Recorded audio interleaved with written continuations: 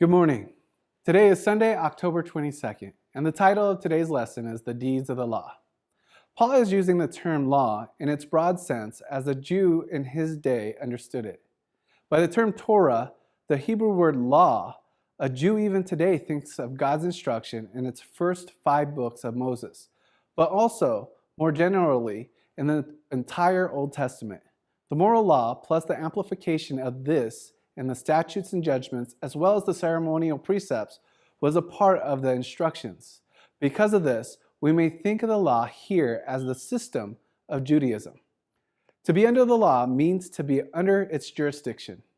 The law, however, reveals a person's shortcomings and guilt before God. The law cannot remove any guilt. What it can do is lead the sinner to seek a remedy for it. As we apply the book of Romans in our day, when Jewish law is no longer a factor, we think of the law in the terms of the moral law.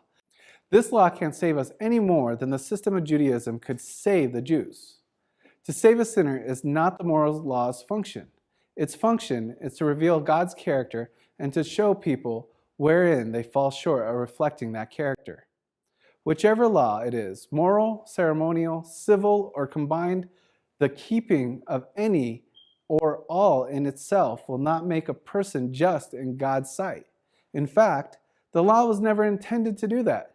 On the contrary, the law was to point out our shortcomings and lead us to Christ.